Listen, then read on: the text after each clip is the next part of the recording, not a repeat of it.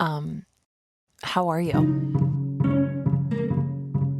Most people answer that question with fine or good. But obviously it's not always fine, and it's usually not even that good. This is a podcast that asks people to be honest about their pain. To just be honest about how they really feel. About the hard parts of life. And guess what? It's complicated. I'm Nora McInerny. And this is terrible. Thanks for asking.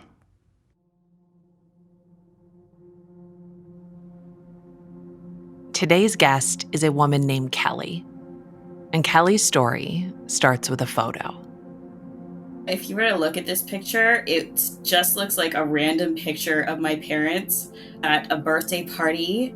When I was in grade school, there was one of my classmates. She was also in my Girl Guide group. She threw this big party every year at a local Chinese buffet.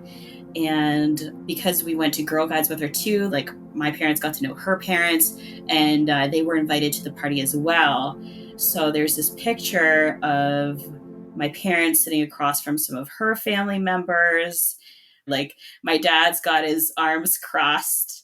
My mom looks like she's scratching her nose. There's balloons in the center, and it's a big, long table. It's like one of those photos that when you're going through a box of photos, you think, literally, who kept this and why? Yeah, like you can tell that it's from the birthday party, but like other than that, you wouldn't think that it was an important picture in any way. This picture is important to Kelly, not because it's a particularly good photo, but because it holds a special link for her. A link between her past, her present, and her future. A link between her grief and her love. Because you can't have the former without the latter. Remember this photo, because we'll come back to it later.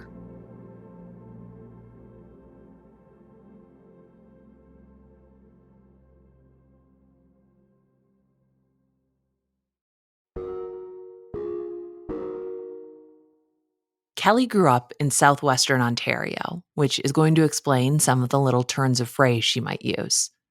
Kelly had a big brother and a sister, a mom, and a really, really good dad. One of my favorite pictures of him and I is I'm like maybe a year and a half crawling with a soother in my out. I've got like the Mickey Mouse ears, and I'm down on the carpet, and my dad is over top of me crawling with me and just smiling at the camera with like the big 80s glasses and the mustache. I think in that picture he had like the big curly hair. I think he had like curlyish hair. He had all his hair at that point. It hadn't started to go gray. Like the big classic mustache, just classic mustache, glasses. And he wore like the knee-high socks for an absurd amount of time. I think the only reason he got rid of his knee-high socks was because my sister threw them all out and bought him new socks and was like, no, you're not allowed. You're not allowed to wear the knee-high socks anymore. Get rid of them. And I have a vivid memory of just jumping in the waves with my dad and letting the waves like bring us back. And then we'd go forward a little bit and then jump when the next wave hit, and it would just bring us back. He sounds just like a fun, kind, like movie dad. Yeah, he was. And he was good and kind, My uncle had Father's Day party every summer because he had a pool. So my dad would take me on his shoulders in the pool, and he would go for a walk in the pool, and he would step in a hole and he would dunk us both under, and I would just laugh. Kelly's dad was really goofy, but he was also really serious about loving his kids. I remember one time I came into the house, and he's like, oh, who's there? I don't know why he didn't know it was like one of his kids. It was probably coming home after school. And I'm just like, oh, it's just me. And he's like, never say that. Never say that, because you are an important person in my life. It's not just you. You are a special person. So, like, that's something that I've always carried with me, no matter what. If I succeed or fail at something, I always think that my dad is always proud of me, no matter what. I think it's just important for children to know that they're loved and accepted for who they are. And like, my dad really wanted to make sure that I had that, because that's not something that he had all that much of growing up. And it's like, you make sure to give what you didn't receive. you know like, the things that are important to you as a parent are generally the things that were either lacking for whatever reason, or that you didn't have.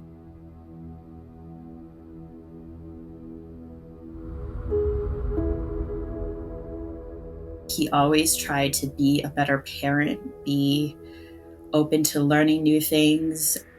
As I became a teenager, I spoke angry teenager. He spoke misunderstood adult. That that resulted in some loud conversations. But like, I always had that craving of being closer to my dad as a teenager, and I feel like he just didn't have those skills taught to him about communication to connect in the way that I needed. But the thing that I hold on to, and the thing that I love so much about him, is he was never happy with mediocre. He always strived for better. So even if he never got to the place where he was the perfect parent, he was always striving and always trying to do better. So, this is how Kelly grows up, in a home that's not perfect, but with a father who is always trying. But love and grief are very connected. And grief comes early for Kelly. She's 18. She's in her final year of high school. My dad, he wasn't feeling well. He was having chest pains. And like, consider the fact that my dad is only 56 at this point.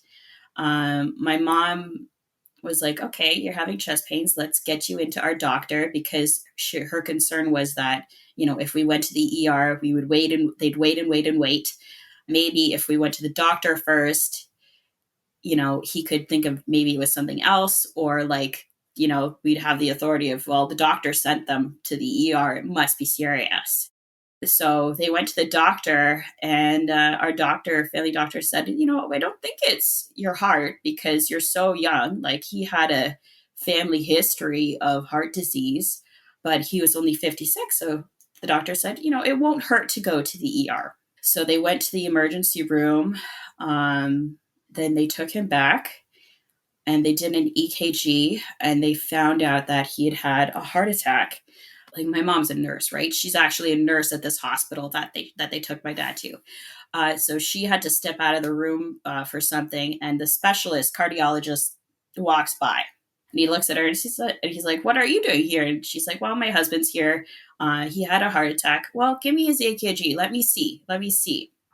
He looked at his EKG, and he said, "Oh, this is a right side heart attack. Your husband's going to be fine, because the right side of your heart pumps blood to and from your lungs, right?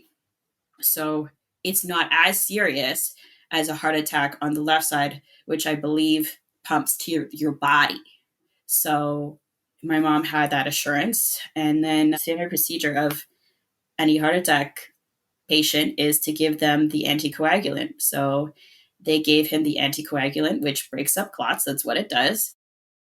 And it broke up the clot that was keeping my dad's heart together. Because what had really happened was, you picture your heart beating away in your chest, but it's not really like that. There's layers of tissue around it, so that if you were to like be punched or get into a car accident, your heart hits your rib cage, your heart is still fine and undamaged. Well, my dad had had a heart attack that was so severe, it had ripped a layer in that cushion. So that clot was keeping him from bleeding out. And when they gave him the anticoagulant, instantaneously like dissolved that clot, and my dad started to seize and bled out internally and died. I was at home watching TV. I was supposed to start my shift at a local fast food restaurant. And when my parents left to the doctor, my mom didn't really seem too concerned. So I was just like, okay, Dad's going to go to the doctor. And then she called and she said, your sister and her husband are going to come by and pick you up and take you to the hospital. So I called into work. I knew it was serious. I didn't know how serious. So I waited for my sister and her husband. They picked me up and we walked into the doors of the hospital. And at the time in the hospital, there was like this quiet room. So they shuffled us into the quiet room. And I remember my mom sitting on a chair and she looked at us and she just said, I'm so sorry. Your dad is dead. He died. And it was just shocking. Like what 18-year-old expects their dad to die like so suddenly? No 18-year-old does. We assume that we have decades more with our parents, that we have long enough to see them grow older, retire, maybe become grandparents, that we have years to make more memories together, to be an adult alongside them. And even if you do get all of that and all of that time, it's never easy to lose your parents.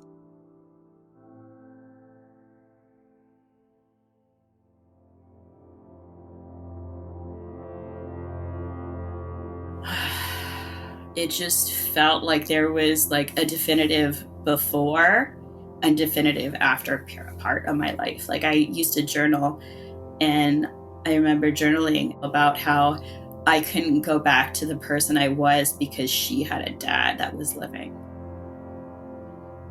You know, like she had a dad that was living. And it's just like this grief was a big thing, but it was the little things. You know, like my dad left his large Costco size instant coffee container on the kitchen table every day. And it bothered me so much. It's like, put it away. Doesn't belong there. Put it away. Do you know how badly I would have wished if I could just woke up one day and come into the kitchen and see that coffee canister on the table? I remember wishing for that. I remember wishing for this coffee canister to be on the kitchen table.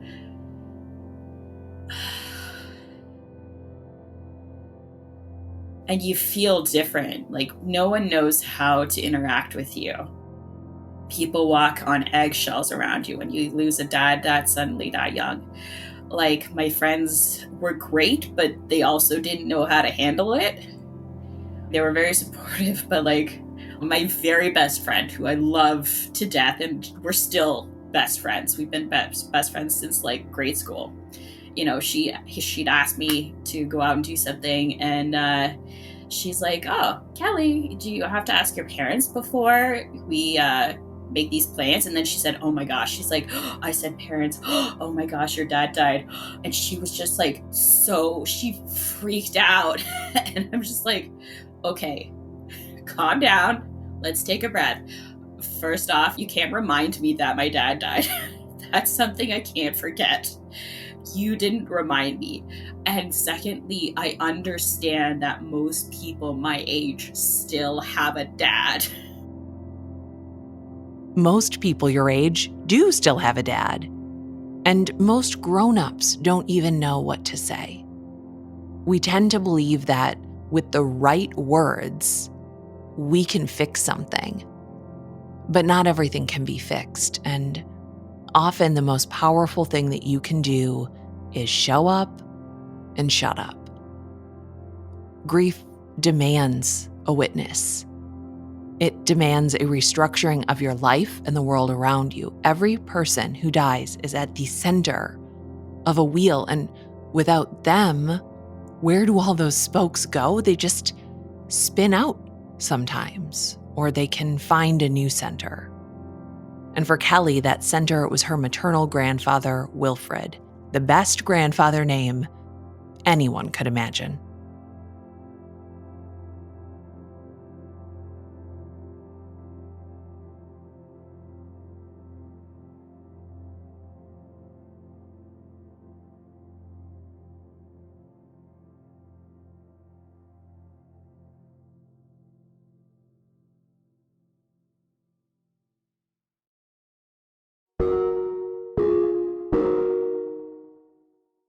After Kelly's dad dies, Grandpa Wilfred steps up big time.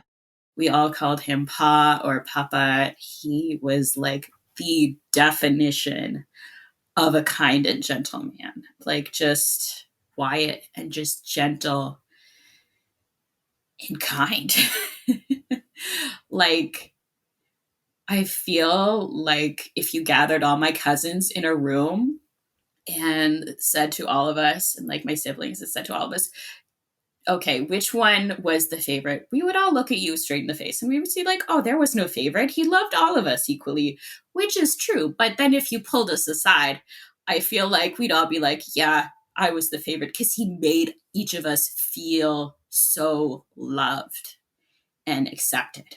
And he had no mean bone in his body. And he was so quiet. So he did this with the like very little words. He never showered us with praises or anything, but like you just knew that you were valued and you were loved. Like your picture was everywhere. He had like a closet door next to where he sat that was covered in pictures of his grandchildren and eventually his great grandchildren. So like your picture was always on display. You knew you were loved. I just had this awareness that like my dad wasn't around to witness the things in my life anymore. My dad really only, as far as like adult milestones, he only got to witness my prom because my high school graduation was in the fall, so he didn't even get to see that.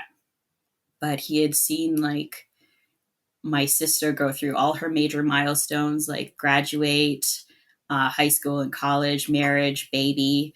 My brother had a girlfriend, like who eventually he got married, and like we all knew they would get married, but I didn't have any of that. So like my grandpa kind of took that place of the person who would witness all the adult things, like if I ever had any sort of news, it wasn't real to me until I told my grandpa. Like my grandpa was like my first call when I got a new position at work.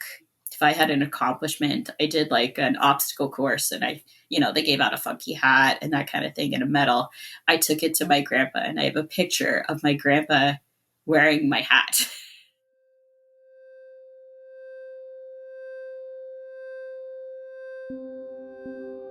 My grandpa's love was just in his aura. Towards the end of university, my routine was every Monday I would go to school. I had classes until about noon.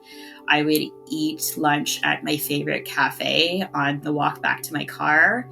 And then I would go to my grandpa's house and we would watch soap operas together or like old westerns or like In the Heat of the Night. He was just a very quiet man. And sometimes I feel like he was almost self-conscious of the fact that he didn't know what to say, but like it was just nice to be with him. Like he was just so kind all the time.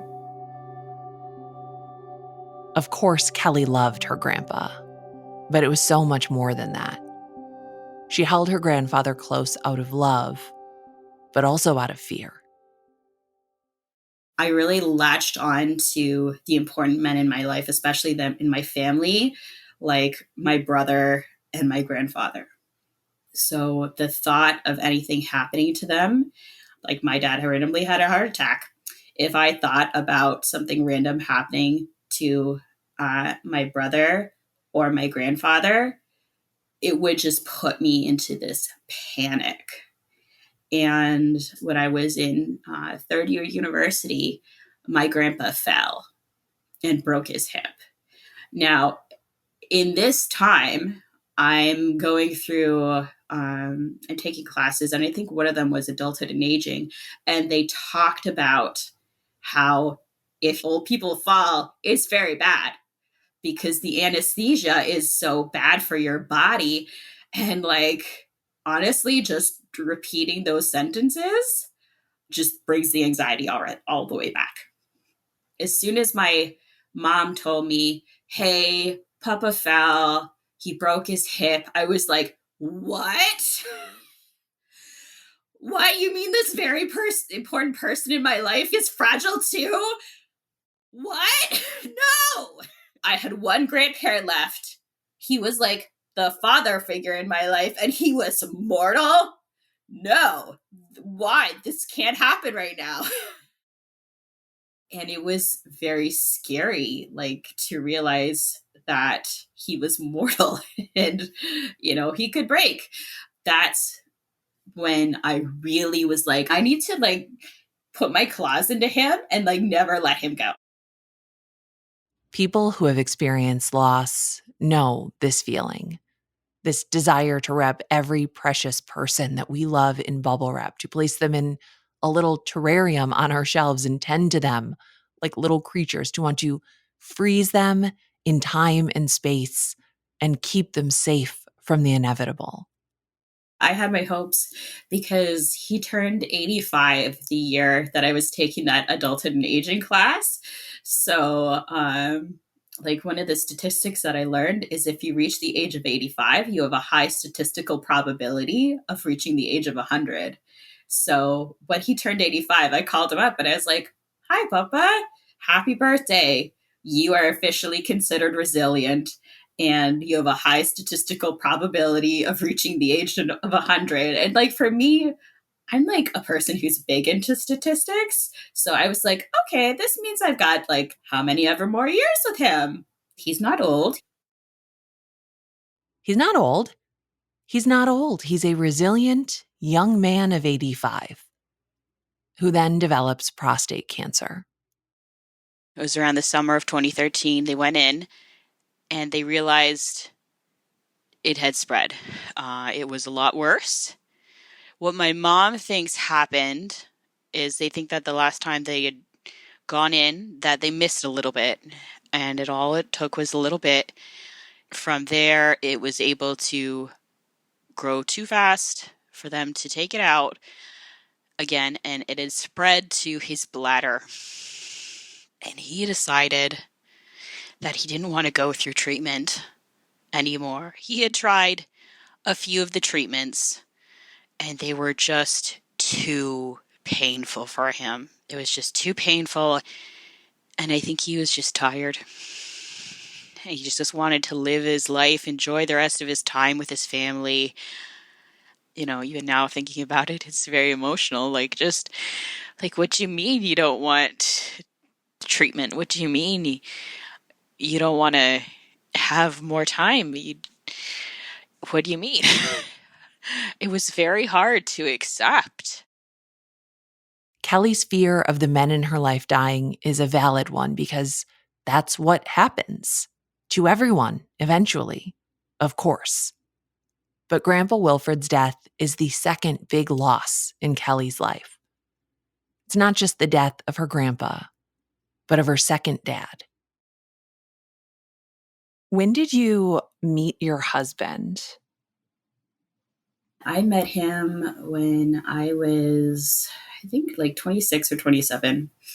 We went to the same church, and he went to this like kind of small group potluck thing at somebody else's house that was called like home church. And they would go there and they would discuss like the questions on the bottom of the like pamphlet that they handed out at church.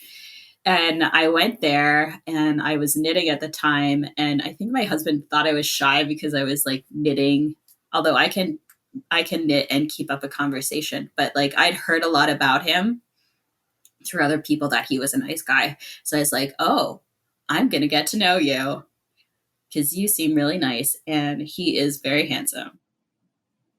What was it like falling in love with a man and still being afraid of the men you love dying? I cried over stupid things, Nora. One time we were watching The Hobbit, and it was the one where, spoilers, one of the characters is stabbed by a spider and dies. And I remember my husband being like, "What if I was stabbed by a spider and died?" And he like leaned into the joke hard, and I just burst out into tears. Like something fictional that could never ever happen. And I'm just crying over it. That is what losing your dad will do to you. One of the things that I love about my husband is like he's very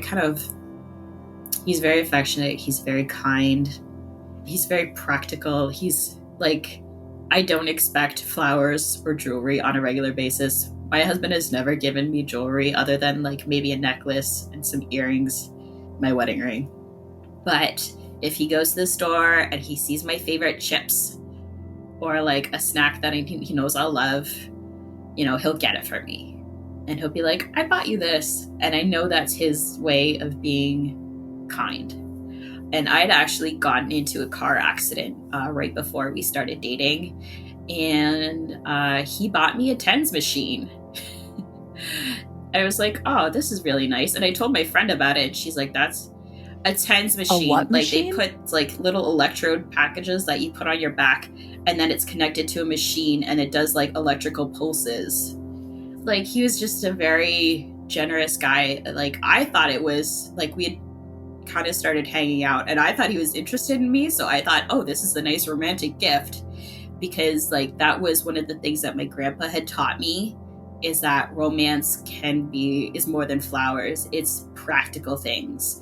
My grandpa really influenced what I saw as romantic. So when my husband bought that gift for me, I saw it as like a really practical romantic gift. When you've gone through a big loss, you just can't go back to the way life was before. It's like owning a home that you can't enter. You can peer through the windows, you can jiggle the door handle. It's right there, but you can't step over that threshold again. You want so badly to be able to meld your life before and your life after together. You want to be able to introduce the people you love now with the ones you loved before. Like I never really dated before my dad died. I didn't go on any dates or anything like that. So like my dad never got to see like the pride moment of, oh, my little girl's going on a date. And I had dated a guy in university, my first serious relationship, and I actually knew him from our high school youth group. And he had met my father. So I was like, oh, this is so awesome. I'm with a guy that had actually met my dad and actually like knows and has memories of my dad. And then we broke up and it didn't end well. I remember walking to university and thinking, I will never have that again. I will never be with anybody who's known or met my father. And that made me so sad. Kelly can't do that with her dad and her husband. Unless, remember that photo that Kelly told us about at the top of the episode? Of a random grade school birthday party with lots of kids and parents in a local restaurant? The first person to find that photo was actually my mom. They found it after my grandpa had died. They were looking through old photos for like the funeral home, for the slideshow and the photo boards that they put up. And they came across this picture and my mom looked at it and she called me up and she's like, I have a picture of us at one of your friend's birthday parties. And we're sitting right across from your husband. And it was just a really nice, refreshing moment in a very difficult time. Let me describe this photo again because I want you to see it as vividly as possible in an audio-only medium. There's a long, crowded dining room table in the back corner of a Chinese restaurant. There are dim sconce lights spaced along the walls, and the ceiling is made up of those sunken, square panels that you find in every office building. The entire table is covered with everyone's water glasses, dinner plates, condiments, and at the very back end, a bunch of bright balloons. The restaurant from this angle looks full and lively. It's a child's birthday party. Every person there is engaged in some kind of conversation with the person by them. There's a man with short, graying hair in a big green sweater sitting on the left side of the table near the middle of the photo. His arms are crossed, and he seems to be the only person in the photo who notices the photographer out of the corner of his eye. And across from him, glancing down as he takes a bite of his food, is Kelly's husband, Ty. He's a teenager. His hair is shaved close to his scalp, and he's wearing a plain white t-shirt. They did meet. They shared a meal together. They breathed the same air. They sang the birthday song at the same time, totally unaware of the ways that time would link them together and keep them apart. That they were a future son and father-in-law. That photo honestly makes me so happy. When my mom found that picture, it was just so nice. It was like the universe giving something back to me. And like, you know, my husband doesn't remember this encounter, but we know it happened.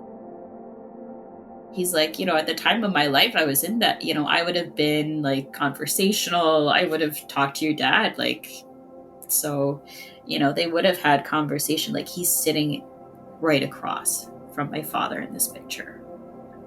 Like right across from him. Isn't that kind of magical? It is. It is really wonderful. And like, you know, when I got married, I had like a 1950s wedding. And so I found this kind of retro-ish picture, and I had this picture sitting on the table where we signed our like documentation that we were getting married, like our wedding certificate. So there's a picture of the picture in my wedding photos. This photo is magical and inexplicable. It is coincidence, but also maybe it isn't, depending on how we allow ourselves to see these kinds of things. People are a non-renewable resource. Our loved ones are available to us for a finite amount of time. When they're gone, and that's it. So if and when we get these flashes of recognition, these links to our dead loved ones, maybe they're worth examining, worth pausing to admire, worth giving meaning to. This could have been a photo that was tossed out, or it could be a message from Kelly's dad, a wink from the universe, a reminder that our connections remain far longer than our bodies do.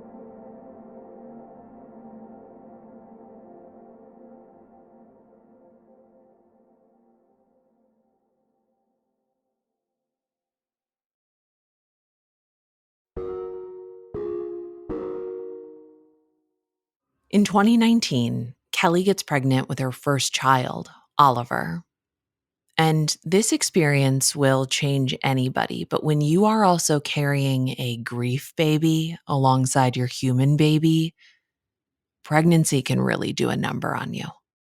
The first thing I did was I was like, okay, I have to find a way to know that my son, well, I didn't know it was a boy at the time, my baby always knows that I love them, because like I would give anything to have another talk, another anything from my dad and my grandpa, to know that, to have them like just personal to me. And I was like, okay, we need to problem solve this. This needs to be fixed. I'm probably weird, but I'm like carrying a baby knowing that one day I'm going to die. And I'm just like, this is a problem that needs to be fixed. Probably not the thought of a lot of new mothers or like pregnant mothers. But it's the thought of a mom who knows that sometimes parents die sooner than they should. I can't tell you how many times I've wished to have a dream interacting with my father.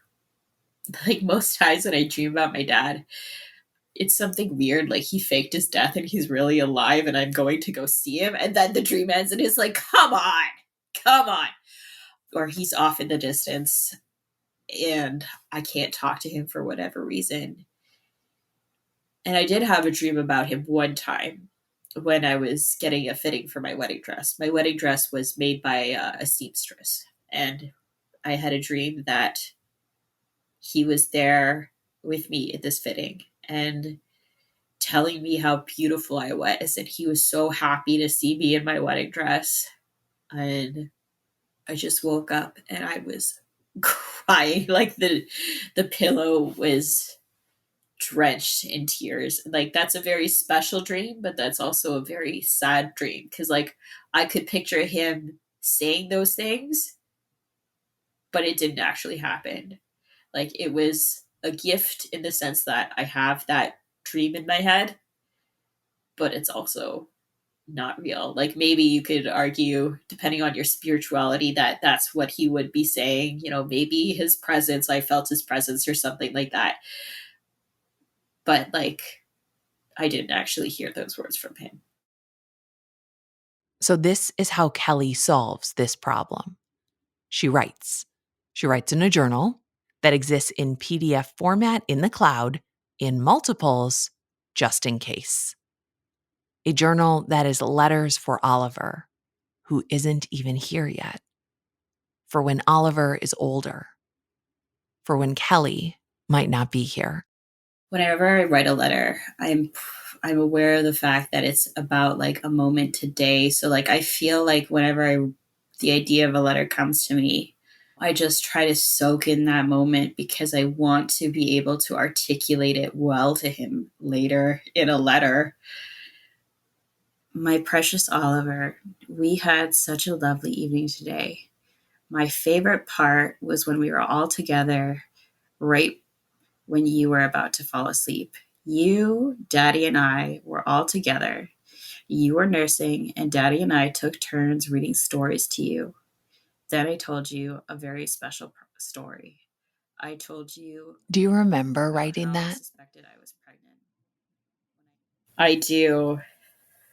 I do. That's one of the things I love about writing is like when you read it, it generally takes you back to that moment.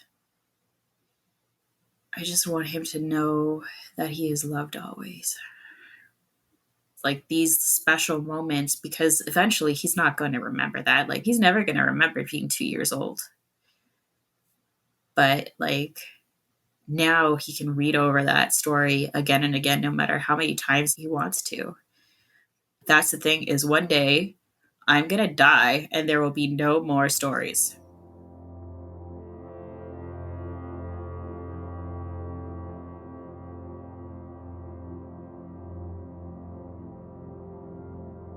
So knowing that he will have my voice, like written words in my voice, telling him that I love him until the end of time. It just like, do you hear the relief in me just thinking about that?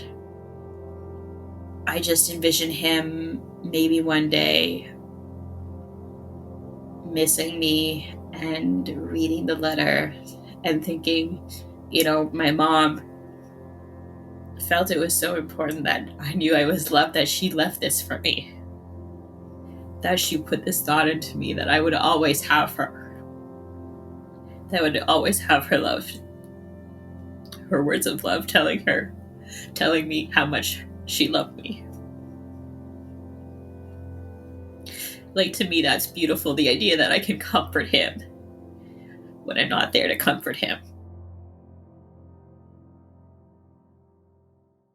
The simple act of being loved well by her father and grandfather shaped Kelly. And now she gets to show Oliver not just her love, but all of the love that shaped the way that she loves. Her father's silliness, her grandfather's attentiveness. Kelly is sharing her legacy of love, an intergenerational love.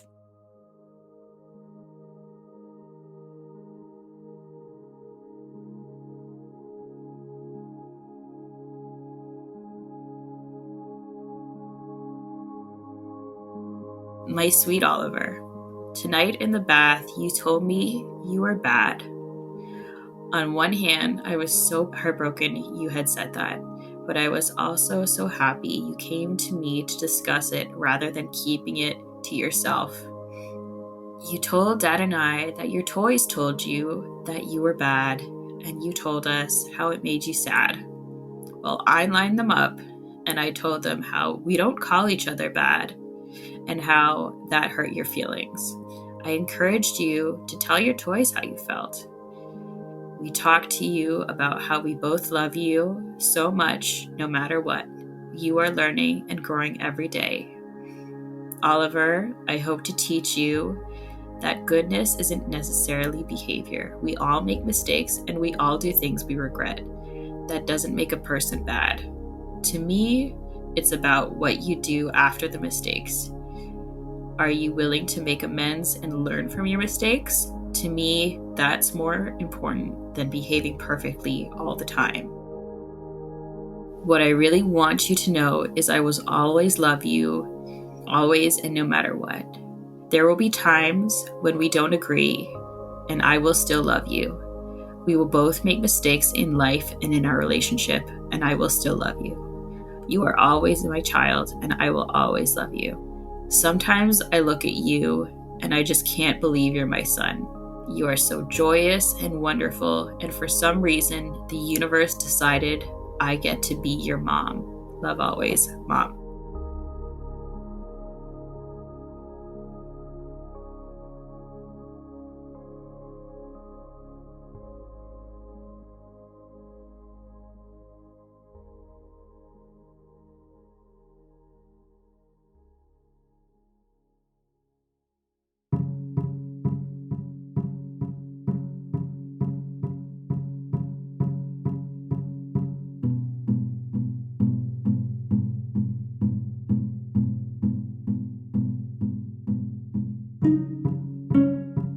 Thank you so much, Kelly, for sharing your story with us. We love stuff like this. We love magical thinking. We love winks from the universe, signs from our dead loved ones. We can't get enough of it. And we heard from so many of you all the ways that your dead loved ones send you little winks in your day-to-day life.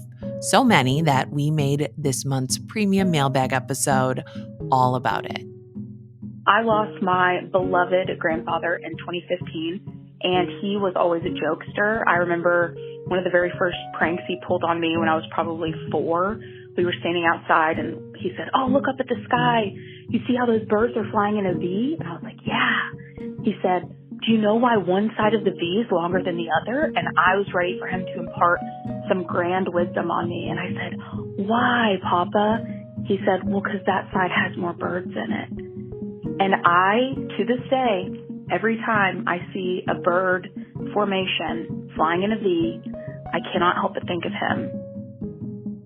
You can listen to that episode and all of our premium episodes on our Patreon or by subscribing to our Apple Plus right in the Apple Podcast app.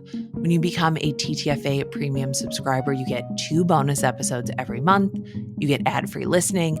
You get access to our whole back catalog.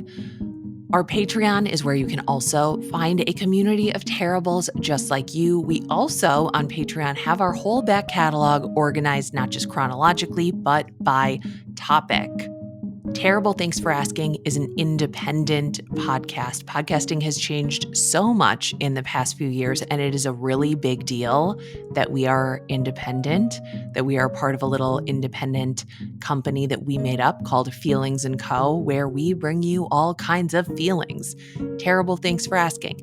It's Going to Be Okay, Terrible Reading Club, and we'll have a few new shows for you in 2024. Supporting our show financially is not an obligation in any way, but it does help keep us going, frankly, and help keep our shows free for everybody who might need to hear them. Our team at Feelings & Co. is myself, Marcel Malekebu, Claire McInerny, Megan Palmer, Michelle Plantan, and Grace Barry. Our supporting producers are Kim Morris, Bethany Nickerson, Rachel Humphrey, Jamie Zimmerman, and David Farr. Supporting producers are people who support us at the highest level over on our Patreon, patreon.com/TTFA. We love all of you. We literally couldn't do this without you. Our theme music is by Joffrey Lamar Wilson. And I think that's it, guys. I think that's it.